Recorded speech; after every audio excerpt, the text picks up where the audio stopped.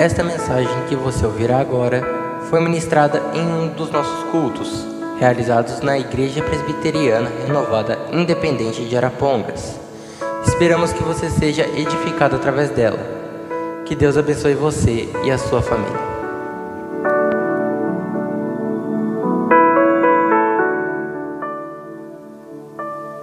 Salmo 116, versos 12 a 14. Vamos ler a palavra de Deus que diz assim: Que darei eu ao Senhor por todos os benefícios que me tem feito? Tomarei o cálice da salvação e invocarei o nome do Senhor. Pagarei os meus votos ao Senhor agora, na presença de todo o seu povo. Amém. Podemos assentar. Louvado seja Deus. Irmãos, vamos meditar um pouquinho nesta noite nesse salmo, nesses versos desse salmo. E eu gostaria de dizer que os salmos era o inário dos judeus, né? O saltério era onde estavam os hinos que o povo de Israel cantava e celebrava ao Senhor. E entre os salmos, do Salmo 113 até o Salmo 118, estes salmos, eles eram chamados de Hilel egípcio, porque esses salmos, eles tinham tudo a ver com as festas judaicas. Nas principais festas judaicas, estes salmos, eles eram lidos, eles eram citados, o Salmo 113 até o Salmo 118. Esses 6 salmos, então, eram considerados esse Hilel. Essa palavra Hilel, no hebraico, ela significa louvor. Então, era uma maneira do povo de Israel celebrar a Deus com louvor e com ação de graças, principalmente na festa da Páscoa, que era onde eles traziam a memória, a libertação, da escravidão do Egito, e como o Senhor Deus os conduziu os 40 anos no deserto, levando este povo a possuir a terra prometida, a terra de Canaã, a terra que, de acordo com a promessa de Deus, era uma terra que mana leite e mel. E como hoje, irmãos, é o último culto de quarta-feira deste ano de 2024, eu creio que faz bem nós meditarmos nesse salmo, porque é um tempo de gratidão. Neste final de ano, é um tempo de nós refletirmos sobre o que vivemos neste ano, o que passamos neste ano e o que Deus fez nas nossas vidas neste ano de 2024. E o salmista, ele começa dizendo aqui, no verso de número 12, ele começa fazendo uma pergunta: que darei eu ao Senhor por todos os benefícios que me tem feito? Na NVI, na versão NVI, esse versículo está posto da seguinte maneira: como posso retribuir ao Senhor toda a sua bondade para comigo? E essa pergunta, irmãos, ela expressa reconhecimento. Quando o salmista pergunta: o que darei ao Senhor por todos os benefícios que Ele me tem feito, ou por toda a sua bondade para comigo, ele está reconhecendo que Deus fez grandes coisas por ele. Ele está reconhecendo o quanto Deus fez na vida dele. Por isso, irmãos, faltando apenas 13 dias para acabar esse ano, eu creio que é um tempo de nós também reconhecermos aquilo que Deus fez. Muitas vezes a gente vive a vida no automático, no piloto automático, A gente acorda, vai para o trabalho, volta, almoça, volta, vem ao culto, e a nossa vida cai nesse processo de rotina, e muitas vezes, irmãos, a gente acha que tudo que está acontecendo na vida da gente é algo de um processo natural, mas, irmãos, não é bem assim. Há todos os dias algo sobrenatural acontecendo.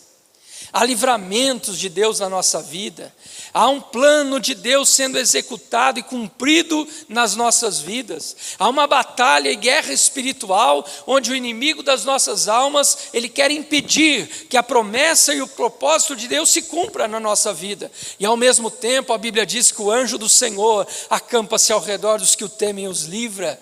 A Bíblia diz que Deus está conduzindo os nossos passos para que nós não tropecemos com o nosso pé em pedra, e Deus então está nos levando a dias de conquistas e de vitória.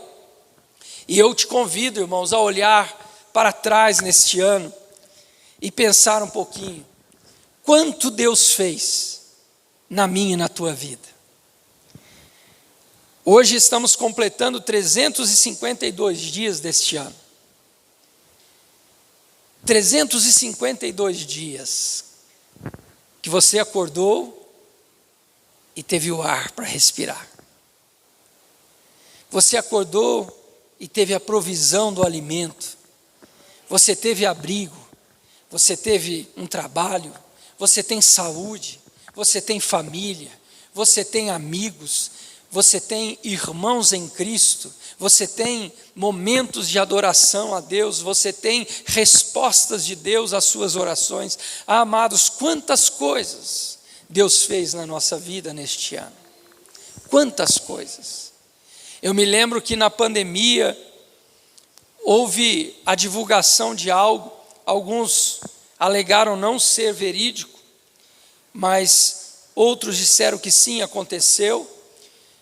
Quando um senhor na França, ele ficou internado no hospital respirando por aparelhos, um senhor de mais de 80 anos de idade. Ele ficou alguns dias no hospital, respirando com a ajuda de aparelhos. Ele foi entubado e ele se recuperou, ele conseguiu se recuperar, e quando ele se recuperou, os médicos chegaram com a conta para ele do hospital, e disseram para ele o valor, dos dias que ele ficou ali no hospital, e apresentaram uma fatura, irmãos, um tanto alta, e aquele senhor de 80 e poucos anos começou a chorar diante dos médicos. E os médicos acharam que ele estivesse chorando por causa da conta, por causa do valor. E ele disse para os médicos, não é questão, eu tenho dinheiro para pagar. Eu estou chorando porque por 3 dias que eu fiquei no hospital e precisei de oxigênio, vocês estão me cobrando X.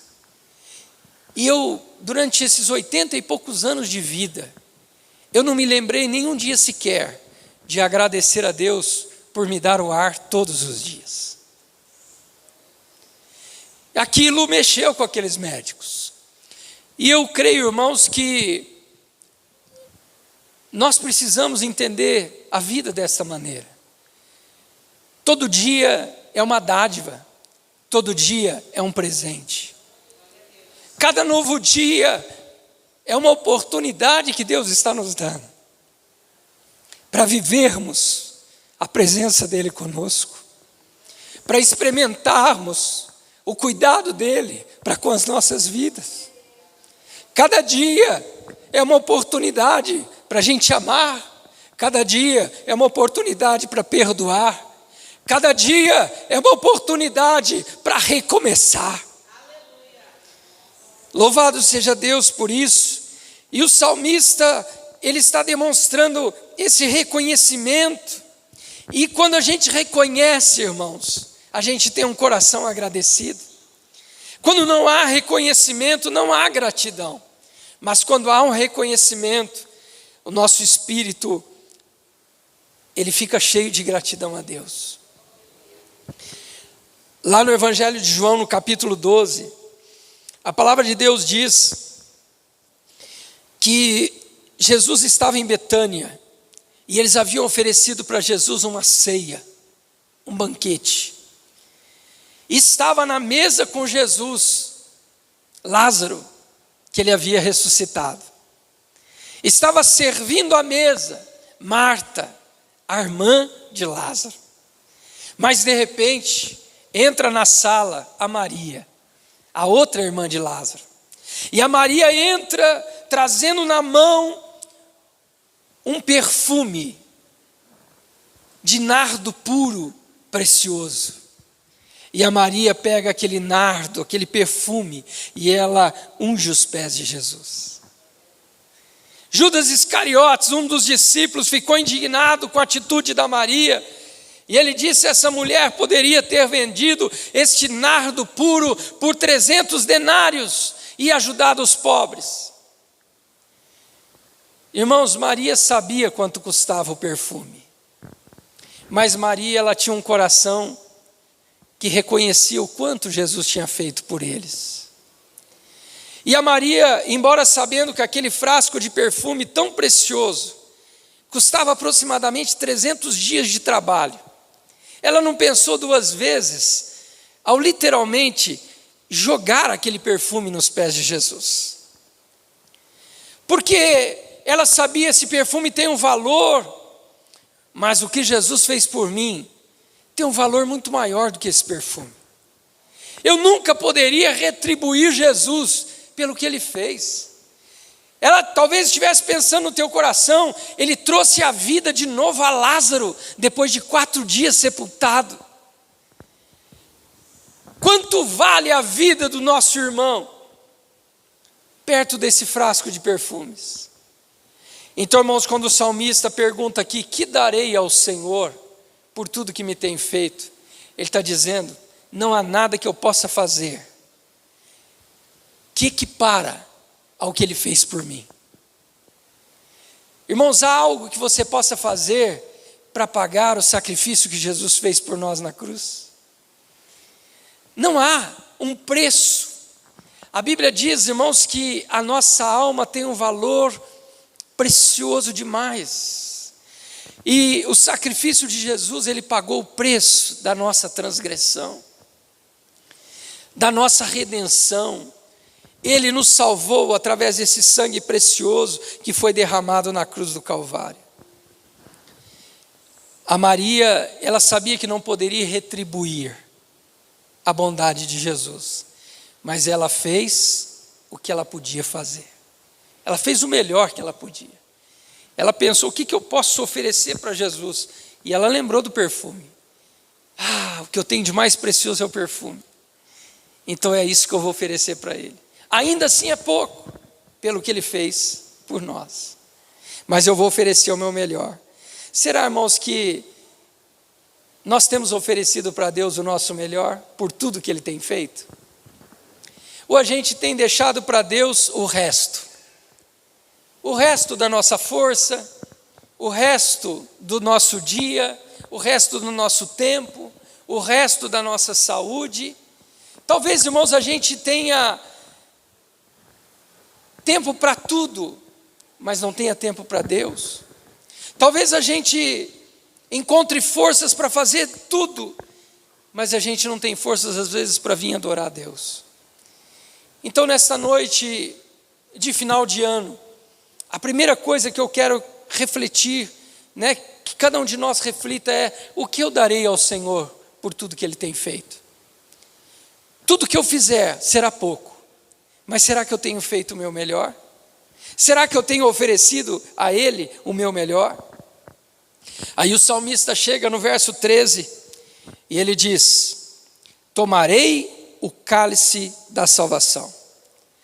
Na Nova Almeida Atualizada e na NVI, esse verso está assim: erguerei o cálice da salvação. E eu li esse salmo, irmãos, e eu fiquei pensando nesse versículo, e eu falei: Senhor, o que isso quer dizer?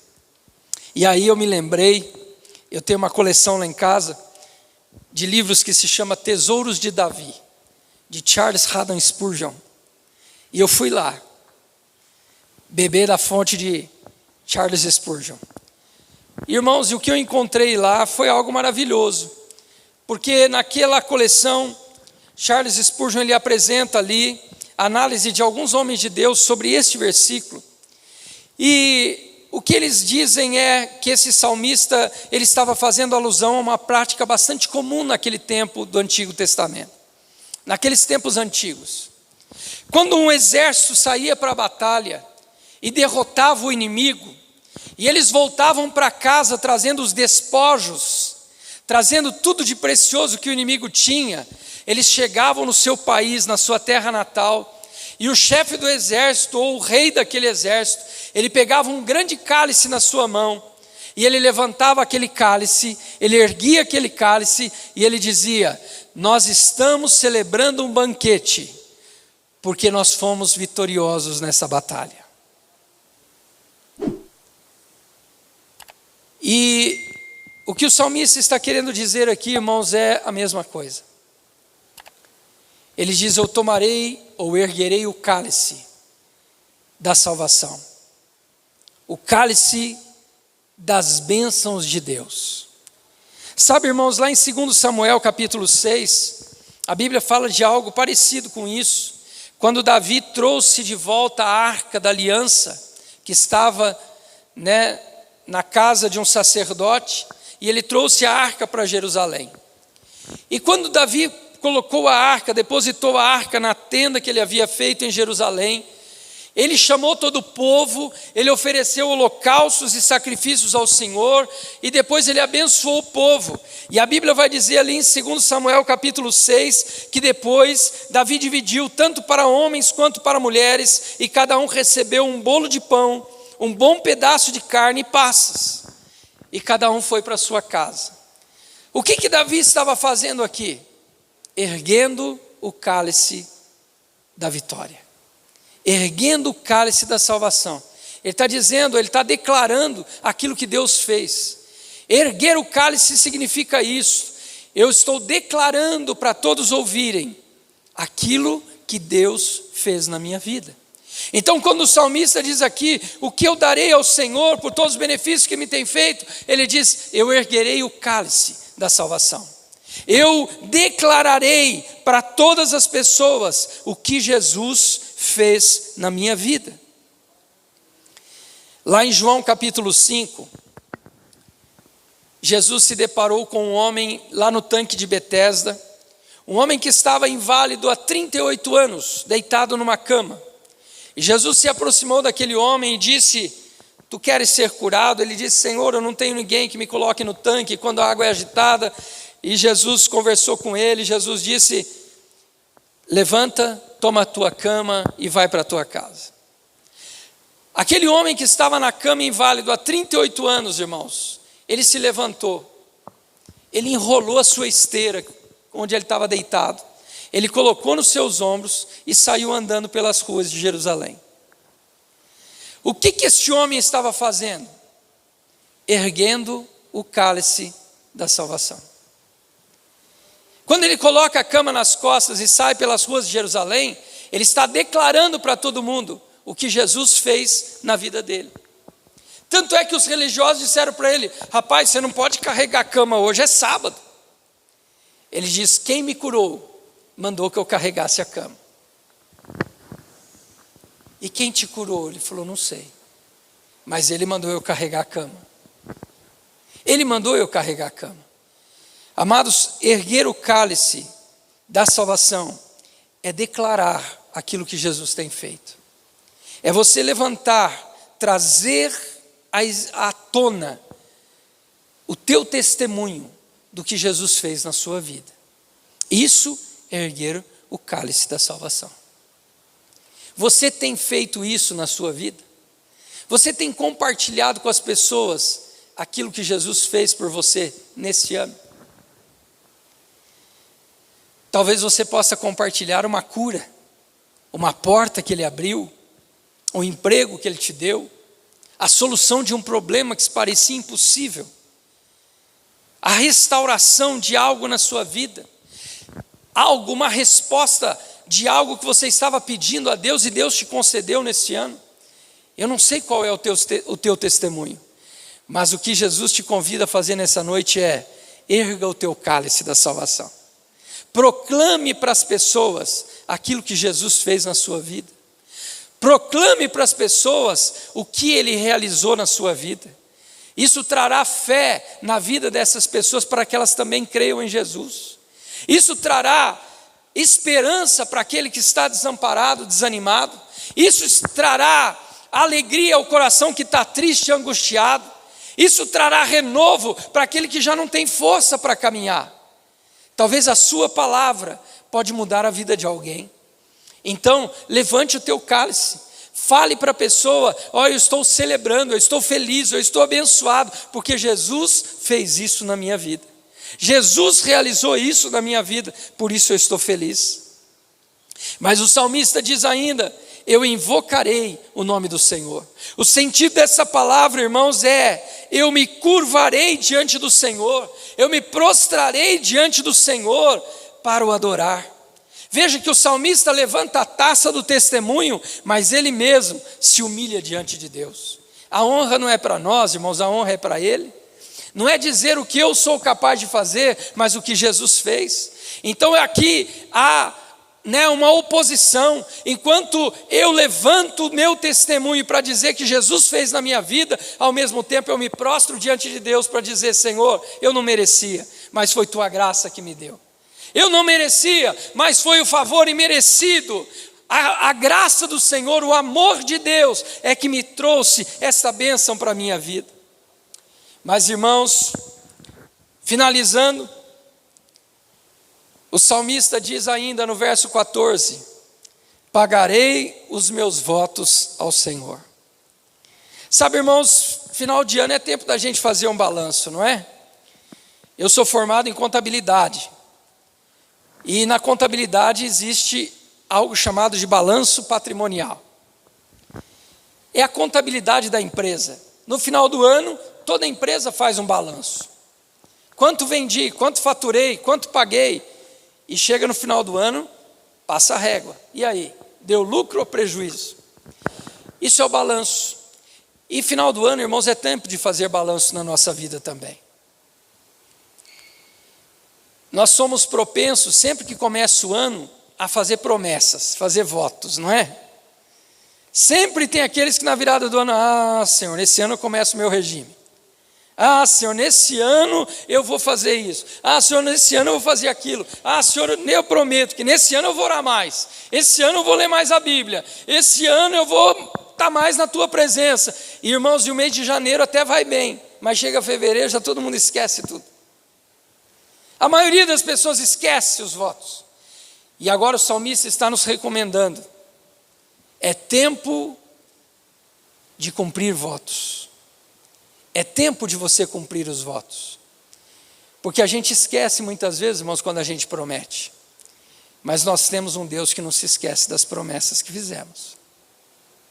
E sabe o que a palavra de Deus diz para nós? Lá em Eclesiastes, no capítulo 5, dos versos 4 a 6. Quando você fizer um voto, cumpra-o sem demora.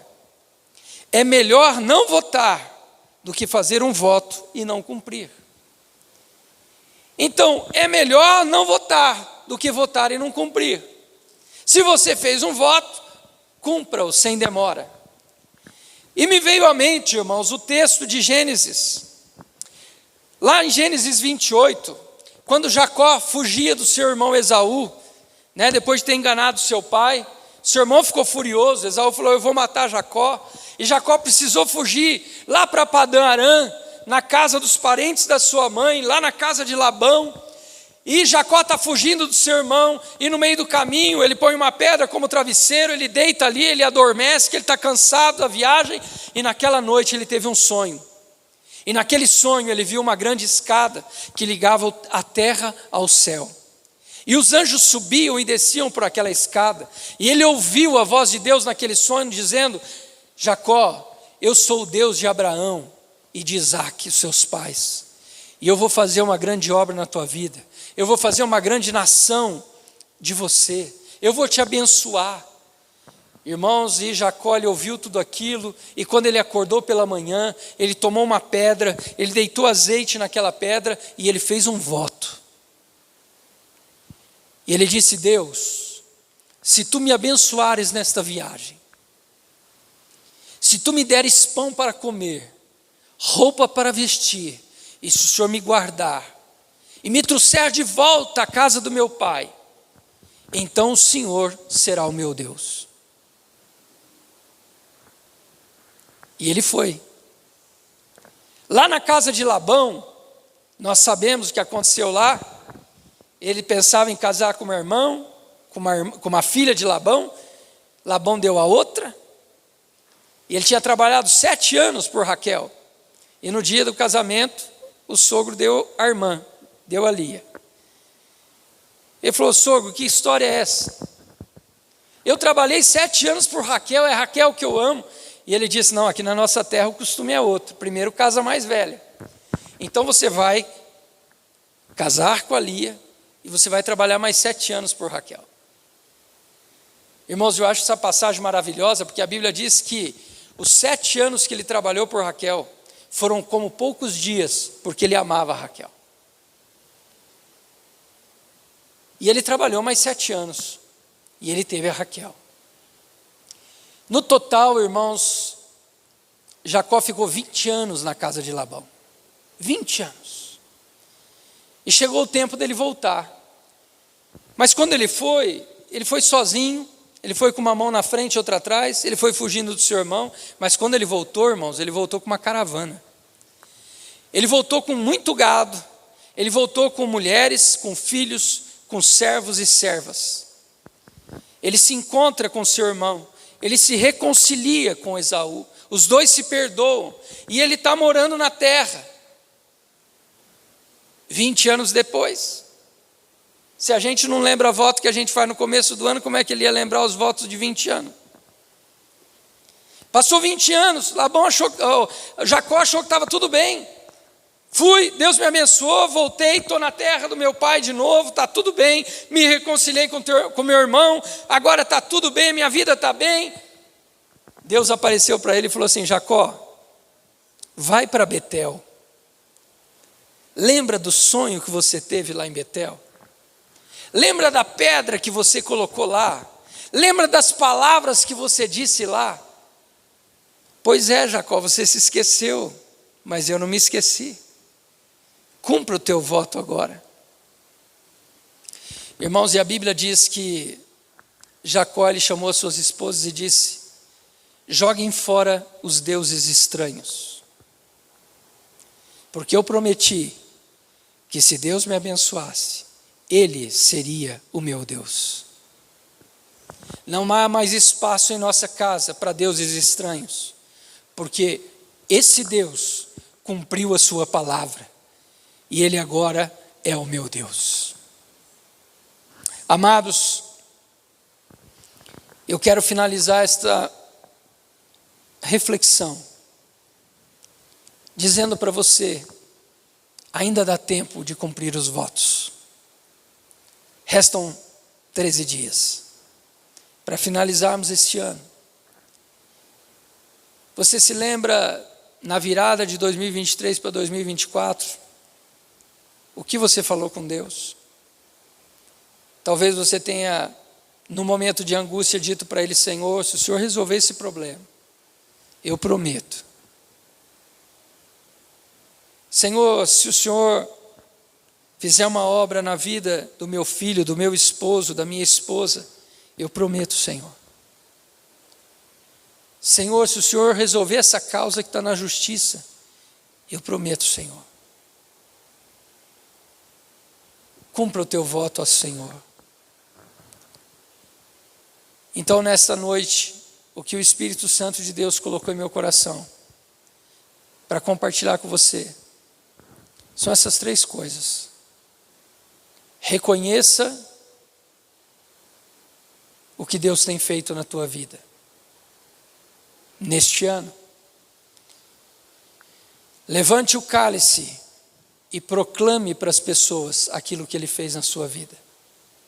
E se há votos que precisam ser cumpridos, cumpra-os sem demora, porque nós já vamos virar o ano de novo. E cada ano é um novo ciclo. Virando para 2025, nós estaremos iniciando um novo ciclo na nossa vida.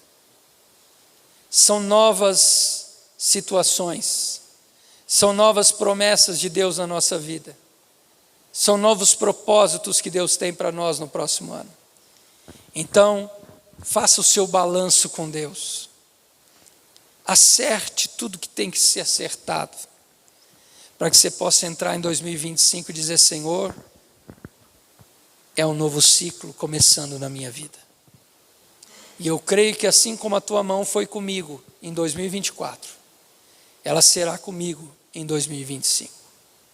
Eu não sei o que me aguarda no próximo ano. Você não sabe. Nós não sabemos. Mas uma coisa a gente tem certeza. É que Ele disse: eu estarei convosco todos os dias. O que vier, problema que vier, lutas que vierem, bênçãos que vierem, alegrias que vierem, Ele estará conosco. Nós não estaremos sozinhos. Amém? Então vamos nos colocar em pé. Louvado seja Deus.